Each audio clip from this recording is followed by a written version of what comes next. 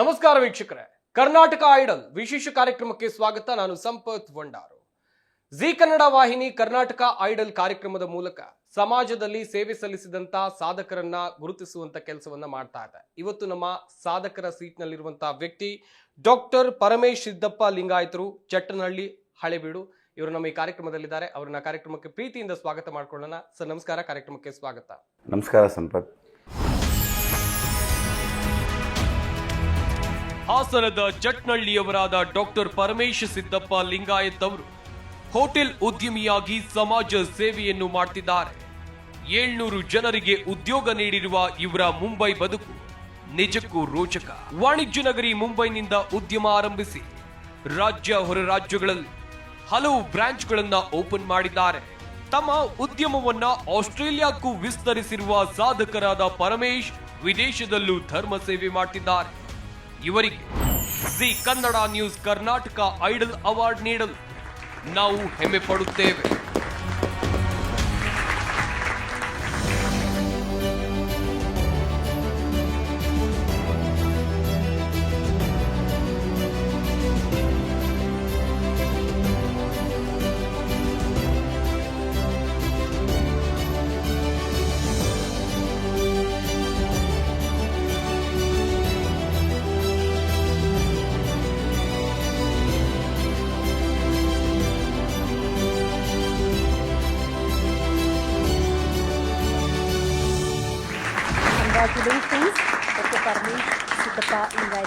ನಮ್ಮ ಕಾಯಕ ಮಾಡೇ ನಿಮಗೆ ಗೊತ್ತು.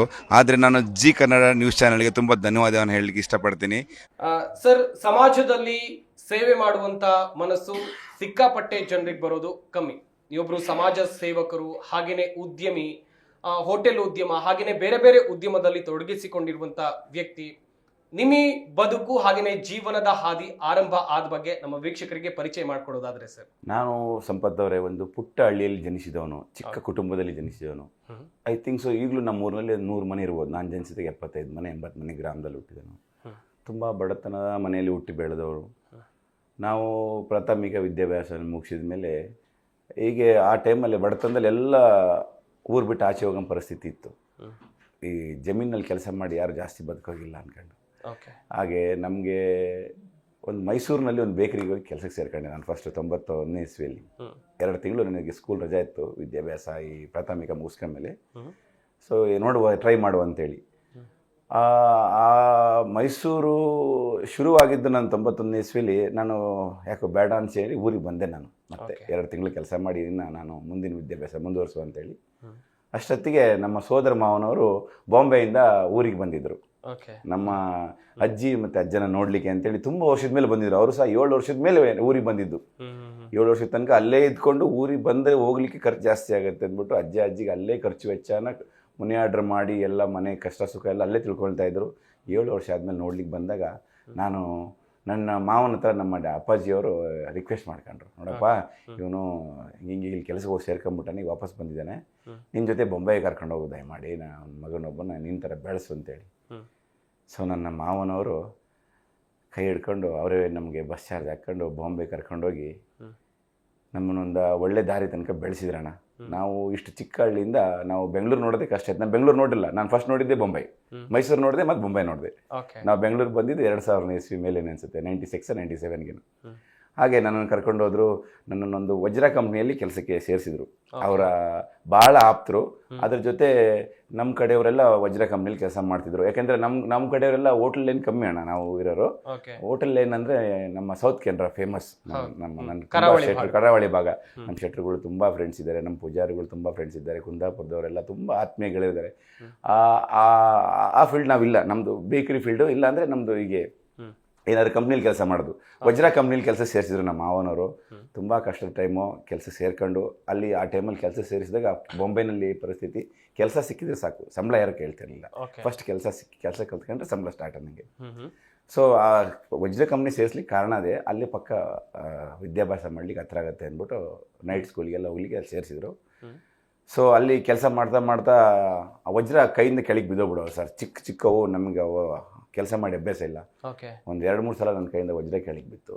ತುಂಬ ಕಷ್ಟ ಆಯಿತು, ತುಂಬ ಒದೆ ತಿಂದು, ತುಂಬ ನನಗೆ ಯಾಕೋ ಮನಸ್ಸಿಗೆ ಬೇಜಾರು ಅನಿಸ್ತು. ಅದಕ್ಕಿಂತ ನಮ್ಮೂರೇ ಮೇಲು ನನಗೆ. ನಾವೆಲ್ಲ ಹಳ್ಳಿಲಿ ತುಂಬ ಗುಂಡಾಡಿ ಬೆಳೆದಂತಾರು, ಇದೆಲ್ಲ ನಮ್ಗೆ ಇಡ್ಸಲ್ಲ ಅಂದ್ಬಿಟ್ಟು ನಾವು ವಾಪಸ್ ನಮ್ಮ ಮಾವನ ಹತ್ರ, ಮಾಮ ಅಳ್ತಾ ಹೇಳ್ಬಿಟ್ಟೆ, ನಾವು ನಮ್ಮನ್ನು ಊರಿಗೆ ಕಳಿಸ್ಬಿಡಿ, ನಾವು ಊರಲ್ಲೇ ವಿದ್ಯಾಭ್ಯಾಸ ಮಾಡಿ ಊರಲ್ಲಿ ಬೆಳಿತೀನಿ ಅಂತ ಹೇಳಿ.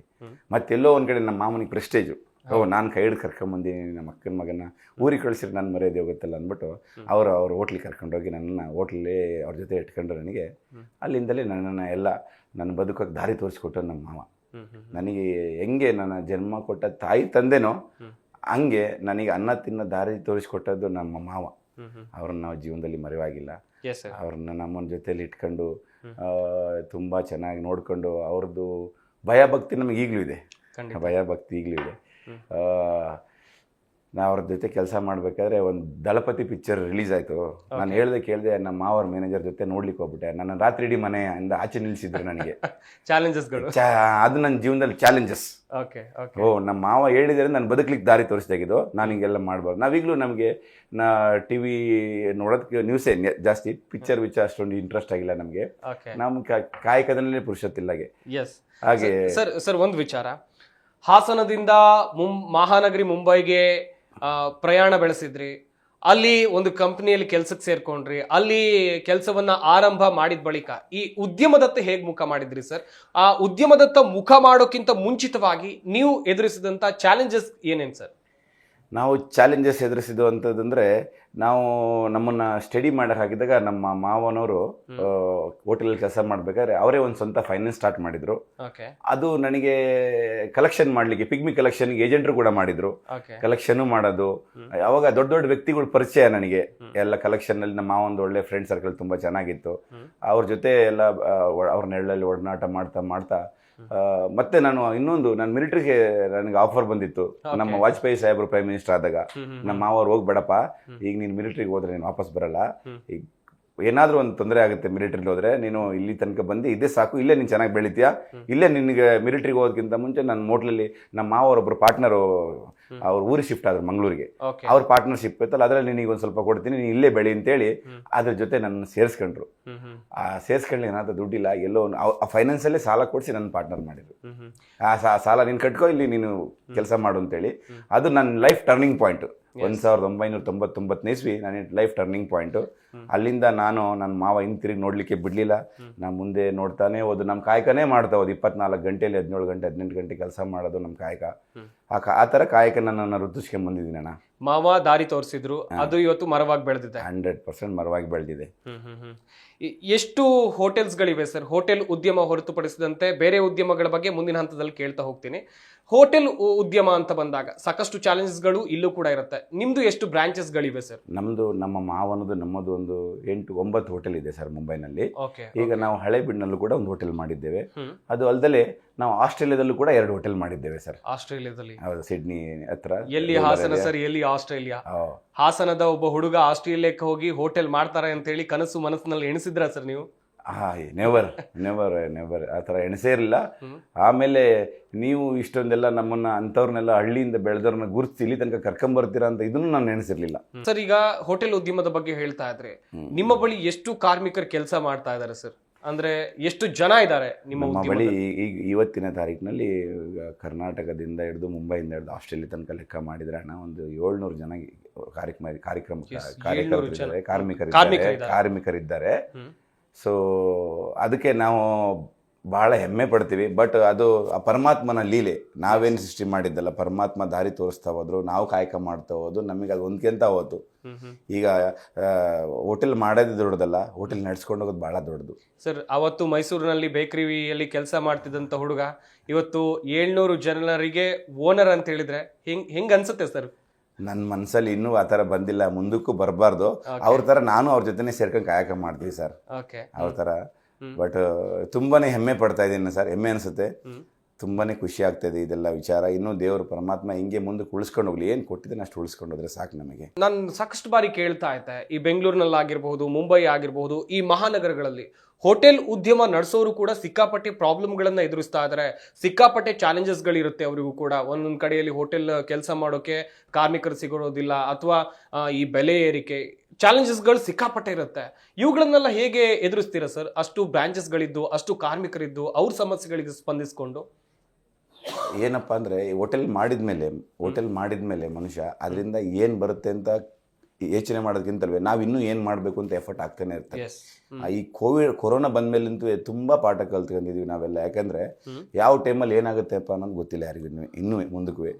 ಸೊ ಆ ಒಂದು ಲೆವೆಲ್ಲಿಗೆ ಬಂದಮೇಲೆ ನಾವು ಸೀಮಿತವಾಗಿ ಅದಕ್ಕೆ ಹೊಂದ್ಕೊಂಡು ಹೋಗ್ತೀವಿ. ಅದು ನಮಗೆ ಹೊಂದ್ಕೊಂಡು ಹೋಗಲ್ಲ ಸರ್. ಬಿಸ್ನೆಸ್ಗೆ ನಾವು ಹೊಂದ್ಕೊಂಡು ಹೋಗ್ತಾ ಇದ್ವಿ, ನಮಗೆ ಬಿಸ್ನೆಸ್ ಹೊಂದ್ಕೊಂಡು ಹೋಗಲ್ಲ. ಯಾಕೆಂದರೆ ನಾವು ಯಾವುದನ್ನು ನಿಷ್ಠೂರ ಮಾಡ್ಲಿಕ್ಕೆ ಆಗಲ್ಲ. ನಾವು ಒಂದು ವ್ಯಾಪಾರಸ್ಥರು ಅಂದರೆ ಎಲ್ಲದೂ ಇಲ್ಲ, ನಾವು ನಮಗೆಲ್ಲದೂ ಚೆನ್ನಾಗಿದೆ ಅಂತಲೇ ಹೊಂದ್ಕೊಂಡು ಹೋಗ್ಬೇಕು. ಆಗಿದ್ದಾಗ ನಾವು ಬದುಕಕ್ಕೆ ದಾರಿ ಮುಂದಕ್ಕೆ ಸಿಗುತ್ತೆ ಸರ್. ಎಸ್ ಸರ್, ಮುಂಬೈ ನಗರಿಯ ಬದುಕಿನ ಬಗ್ಗೆ ಸಾಕಷ್ಟು ಹೇಳಿದ್ರಿ ಸರ್. ಇನ್ನೊಂದು ಕಡೆಯಲ್ಲಿ ನೀವು ಕ್ರೆಡಿಟ್ ಫೈನಾನ್ಸ್ ಕಂಪನಿಯನ್ನು ಕೂಡ ನಡೆಸ್ತಾ ಇದ್ರಿ ಎನ್ನುವಂಥದ್ದು ಗೊತ್ತಾಯ್ತು ಸರ್. ಅದ್ರ ಬಗ್ಗೆ ಮಾಹಿತಿಯನ್ನು ಕೊಡ್ತಾ ಹೋಗೋದಾದ್ರೆ ಸರ್.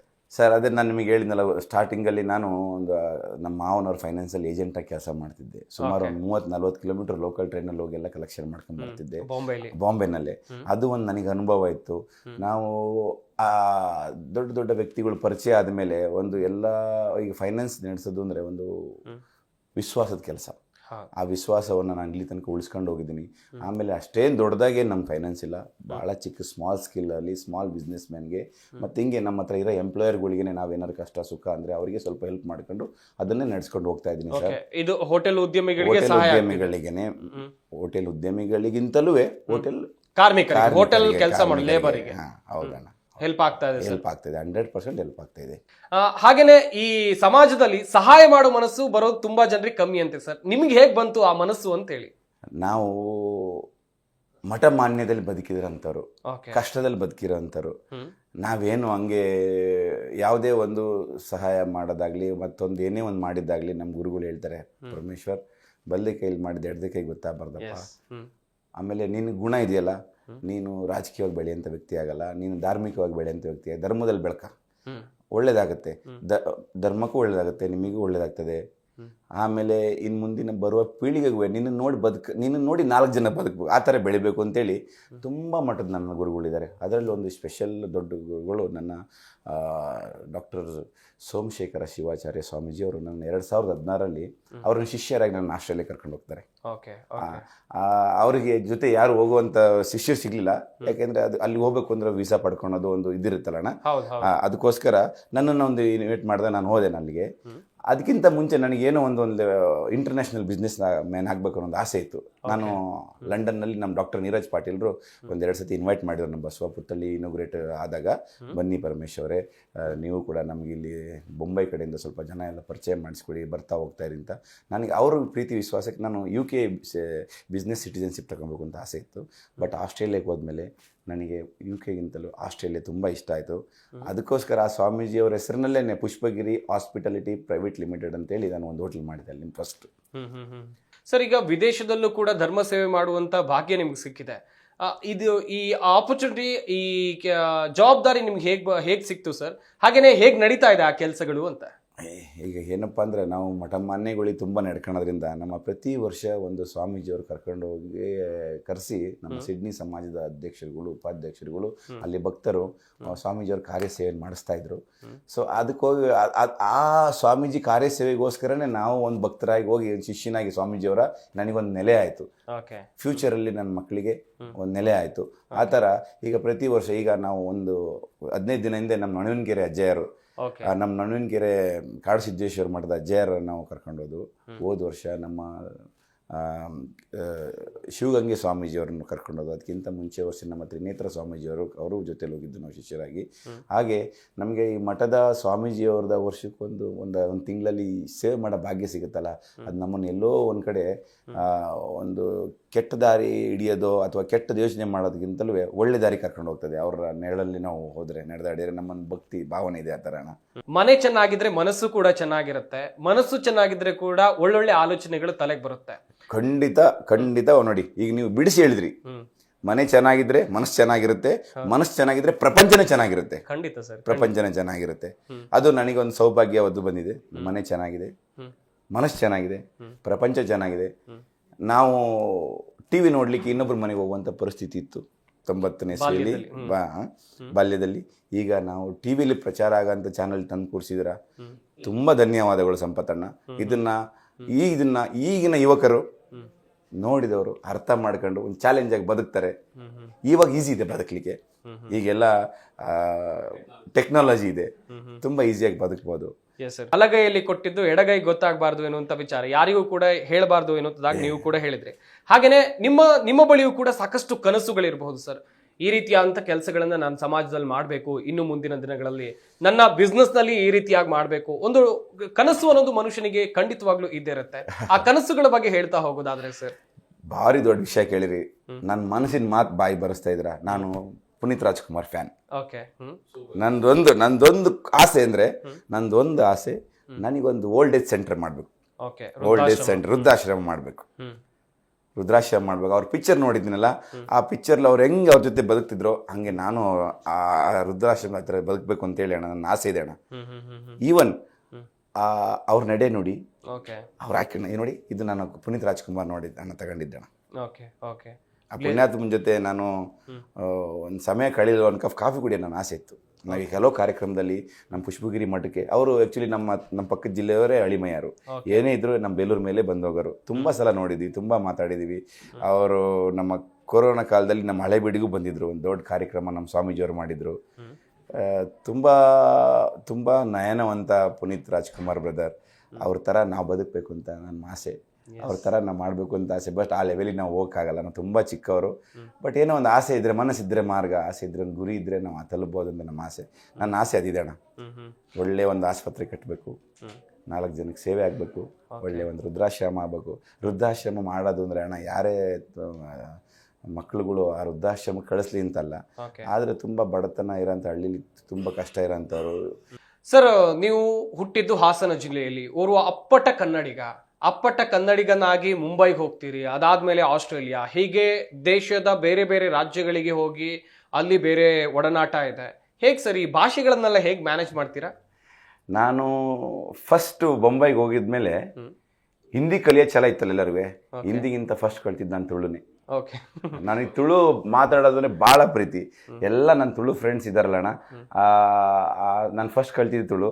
ಈ ತುಳು ಭಾಷೆಗೆ ಈಗ ಸರ್ಕಾರದಿಂದ ನನಗೆ ಎಲ್ಲೋ ಒಂದು ಕಡೆ ಎಲ್ಲರೂ ಹೇಳ್ತಾ ಇರ್ತಾರೆ ಏನು ಸಿಗಬೇಕು ಅಂತೇಳಿ, ಅದಕ್ಕೊಂದು ಮಾನ್ಯತೆ ಸಿಗಬೇಕು ಅಂತೇಳಿ. ನನಗೂ ಭಾಳ ಇಷ್ಟ.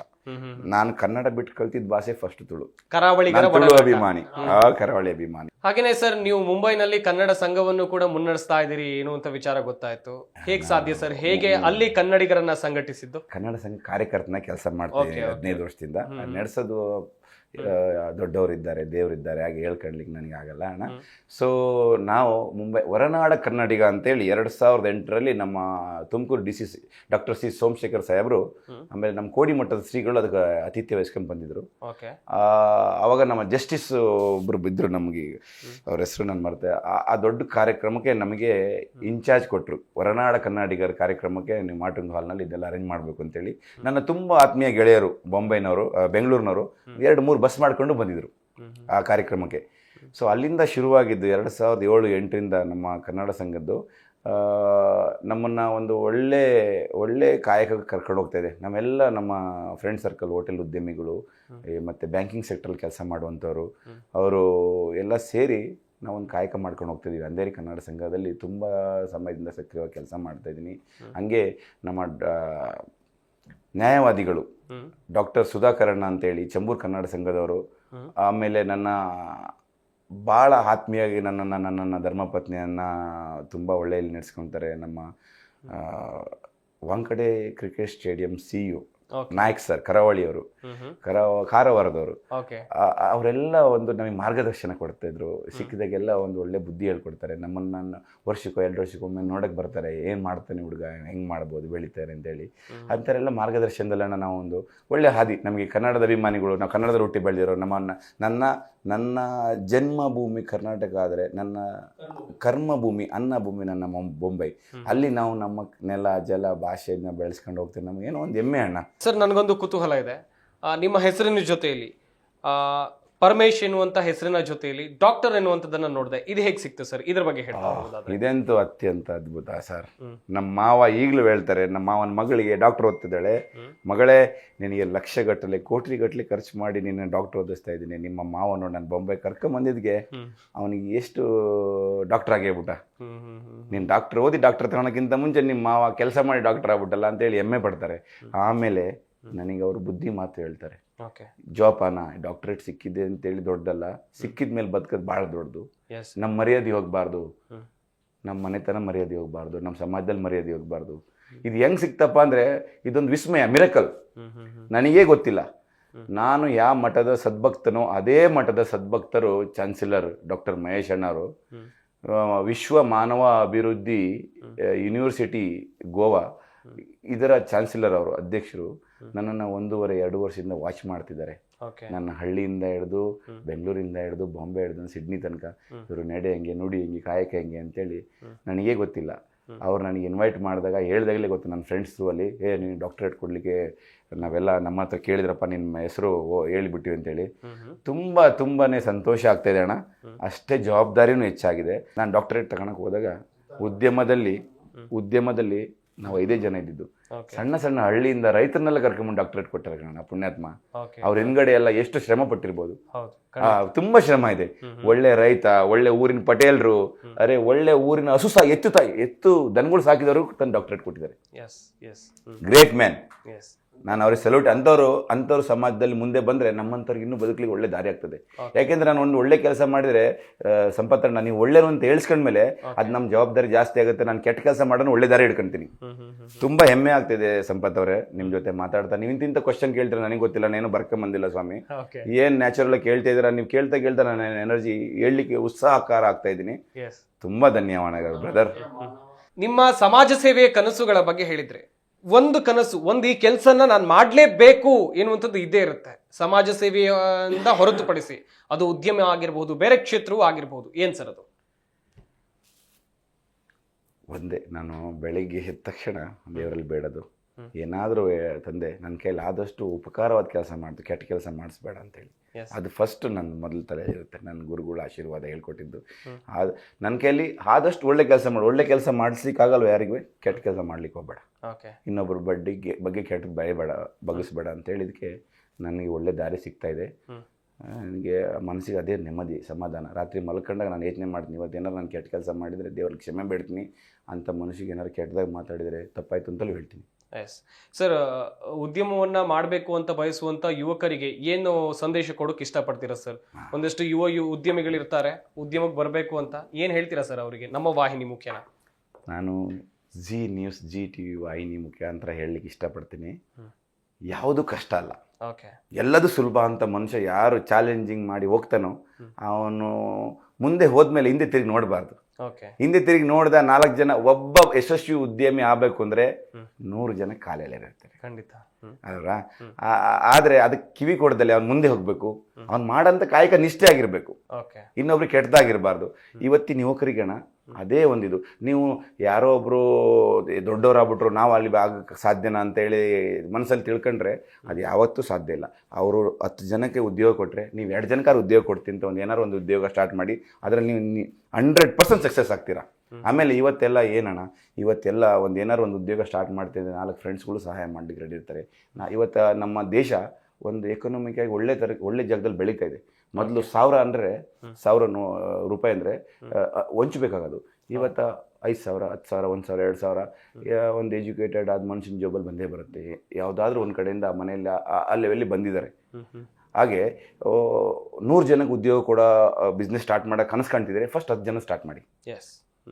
ಆ 10 ಜನ ಉದ್ಯೋಗ ನಿಮ್ಮದು ಒಳ್ಳೆ ತಂದಲ್ಲಿ ನಡ್ಕೊಂಡ್ರೆ ಆಟೋಮೆಟಿಕ್ಕಾಗಿ ನೀವು 100 ಅಲ್ಲ 200 ಜನ ಉದ್ಯೋಗ ಕೂಡ ಸ್ಟಾರ್ಟ್ ಮಾಡ್ಲಿಕ್ಕೆ ಸಾಧ್ಯ ಆಗುತ್ತೆ.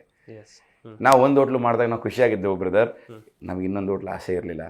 ಸಾಕಪ್ಪ, ನಮ್ಮ ತಾಯಿ, ನಾವು ಬೊಂಬೈ ನಮ್ಮ ಮಾಮ ಕರ್ಕೊಂಬಂದು ನಮ್ಮ ತಾಯಿ ಒಂದು ಹೋಟ್ಲು ಮಾಡಿದ್ದು. ಒಂದು 25 ರೂಮು ಹೋಟ್ಲು ನಮಗೆ ಹೈವೇ ಟಚ್ಚಲ್ಲಿದೆ. ಸಾಕು, ಖುಷಿ, ಸಂತೋಷ. ಆದರೆ ಎಲ್ಲೋ ಒಂದು ಕಡೆ ಆ ಬಿಸ್ನೆಸ್ ಲೈನಿಗೆ ಇಳಿದಾಗ ಒಂದು ಕಾಂಪಿಟೇಷನ್ ಆಗುತ್ತೆ. ನಾವು ಹೆಂಗೆ ವ್ಯಾಯಾಮ ಮಾಡ್ಲಿಕ್ಕೆ ಹೋದಾಗ ಪಕ್ಕದವ್ರು ನೋಡಿ ನಾವು ವ್ಯಾಯಾಮ ಜಾಸ್ತಿ ಮಾಡ್ತೀವೋ, ಹೆಂಗೆ ನಾವು ರನ್ನಿಂಗ್ ರೇಸಿಗೆ ಹೋದಾಗ ಪಕ್ಕದವ್ರು ನೋಡಿ ಓಡ್ಲಿಕ್ಕೆ ಜಾಸ್ತಿ ಹೋಗ್ತೀವೋ, ಹಂಗೆ ಉದ್ಯಮ ಕ್ಷೇತ್ರಕ್ಕೆ ಬಂದಾಗ ಇನ್ನೊಬ್ರು ನೋಡಿ ನಮಗೂ ಒಂದು ಆಸೆ ಆಗ್ತದೆ. ಉದ್ಯಮ ಎಂಡಿಲ್ಲ. ಉದ್ಯಮ ಯಾರು ಸ್ಟಾರ್ಟ್ ಮಾಡ್ತಾನೆ ಮನುಷ್ಯನಿಗೆ ಎಂಡಿಲ್ಲ. ಹಾಗೆ ಇದು ನಾನು ಇವತ್ತಿನ ಯುವಕರಿಗೆ ನನ್ನ ಯುವ ಬ್ರದರ್ಸ್ಗಳಿಗೆ ಹೇಳಕ್ಕೆ ಇಷ್ಟಪಡ್ತೀನಿ ನಾನು. Yes sir. ಸರ್, ಇಷ್ಟೊತ್ತು ನಮ್ಮ ಸ್ಟುಡಿಯೋಗೆ ಬಂದು, ದೂರದ ಮುಂಬೈಯಿಂದ ನಮ್ಮ ಸ್ಟುಡಿಯೋಗೆ ಬಂದು, ನಿಮ್ಮ ಉದ್ಯಮದ ಬದುಕು, ನಿಮ್ಮ ವೈಯಕ್ತಿಕ ಬದುಕು, ಹಾಗೇನೆ ಯುವಕರಿಗೆ ಯಾವ ರೀತಿಯಾಗಿ ಮುಂದೆ ಹೋಟೆಲ್ ಉದ್ಯಮ ಆಗಿರಬಹುದು, ಬೇರೆ ಬೇರೆ ಉದ್ಯಮಕ್ಕೆ ಮುಂದಿನ ಹಂತದಲ್ಲಿ ಅವರು ಎಂಟ್ರಿ ಕೊಡೋದಾದ್ರೆ ಅವರಿಗೆ ಮಾರ್ಗದರ್ಶನ ಕೊಟ್ಟಿದ್ದಕ್ಕಾಗಿ, ಹಾಗೇನೆ ಮುಂದಿನ ಹಂತದಲ್ಲಿ ನಿಮ್ಮೆಲ್ಲ ಕನಸುಗಳು ಕೂಡ ಈಡೇರ್ಲಿ ಅಂತ ನಮ್ಮ ವಾಹಿನಿ ಮುಖೇನ ಕೇಳ್ಕೊಳ್ತಾ ಇದ್ದೀವಿ ಸರ್. ಇಷ್ಟೊತ್ತು ನಮ್ಮ ಜೊತೆಯಲ್ಲಿ ನೀವು ನಿಮ್ಮ ಬದುಕಿನ ಅನುಭವವನ್ನು ಹಂಚಿಕೊಂಡಿದ್ದಕ್ಕೆ ಧನ್ಯವಾದಗಳು sir. I am so happy. Thank you so much. Thank you sir. Thank you. ನೋಡಿದ್ರಲ್ಲ ವೀಕ್ಷಕರೇ, ಡಾಕ್ಟರ್ ಪರಮೇಶ್ ಸಿದ್ದಪ್ಪ ಲಿಂಗಾಯತರು, ಚಟ್ಟನಹಳ್ಳಿ, ಹಳೆಬೀಡು ಇವರ ಬದುಕಿನ ಅನುಭವ ನಿಮ್ ಜೊತೆಯಲ್ಲಿ ಹಂಚ್ಕೊಂಡ್ರು. ಇದಾಗಿತ್ತು ಇವತ್ತಿನ ವಿಶೇಷ. ನೋಡ್ತಾ ಇರಿ ಜಿ ಕನ್ನಡ ನ್ಯೂಸ್, ಸತ್ಯವೇ ಸುದ್ದಿಯ ಜೀವಾಳ.